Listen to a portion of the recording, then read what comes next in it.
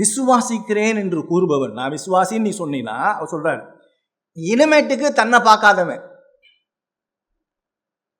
இனிமேல் தன்னை பார்க்காதவன், தனக்குள்ள பார்க்கிறவன் கிடையாது, தன்னை பார்க்கிறவன் கிடையாது, தனக்குள்ள பார்க்கிறவன் கிடையாது, வேற எதையும் பார்க்கறது கிடையாது, அவன் கடந்த காலத்தை பார்க்கிறவன் கிடையாது, தனது முயற்சியினால் எது நிகழும் என்பதை நோக்குகிறவனும் அல்ல. விசுவாசினா யாரு? விசுவாசினா என்னத்தை விசுவாசிக்கணும்?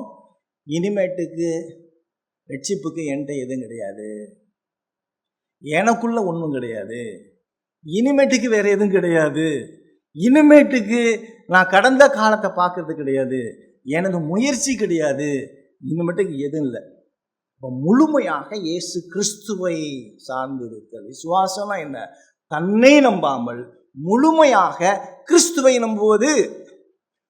என்ன நம்பாம முழுமையா இயேசு கிறிஸ்துவை நம்புவது. இதுதான் சீர்திருத்த விசுவாசத்துல கிரைஸ்ட் அலோன், ஃபெய்த் அலோன் வந்துருச்சா? ஸ்கிரிப்சர் அலோன் வந்துருச்சா? கிரைஸ்ட் அலோன் வந்துருச்சா? ஃபெய்த் அலோன் வந்துருச்சா? வந்துருச்சா? எங்க இருக்கு? ரோமர்கள் 3ஆம் அதிகாரத்தில் இருக்குது. சீர்திருத்த விசுவாசம்னா என்ன? விசுவாசம்னா என்ன? விசுவாசம்னா என்னையே நான் நம்பாம முழுமையாக கிறிஸ்துவை மட்டுமே நம்புவது. அதாவது என்னன்னா, இயேசு கிறிஸ்து எனக்காக, என்னுடைய பாவத்துக்காக எல்லாவற்றையும் செய்து முடித்தார் என்பதை நம்புவது. அவன் என்ன செய்வான்? நான் இப்படி சொல்றதை நிறுத்திடுவான். நான் பாவம் செஞ்சேன், அதற்காக இதை செஞ்சேன், புரியுதா? இதான் புரிஞ்சுக்கங்க நல்லா.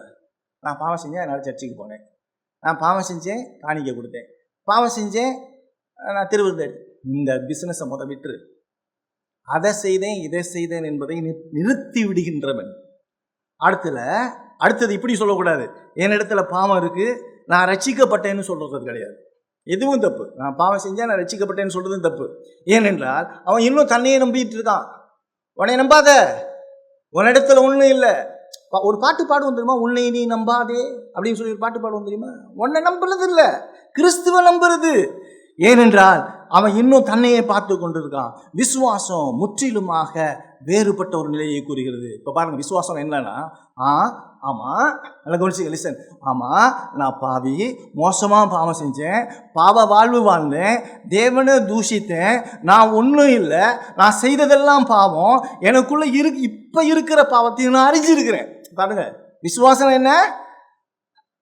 நான் மோசமானவன், நான் பாவ வாழ்க்கை வாழ்ந்தேன், தேவனை தூஷித்தேன், நான் ஒன்றும் கிடையாது, செய்ததெல்லாம் பாவம், எனக்குள்ள இப்பயும் பாவம் இருக்கு, இருந்தும் நான் தேவனின் பிள்ளை.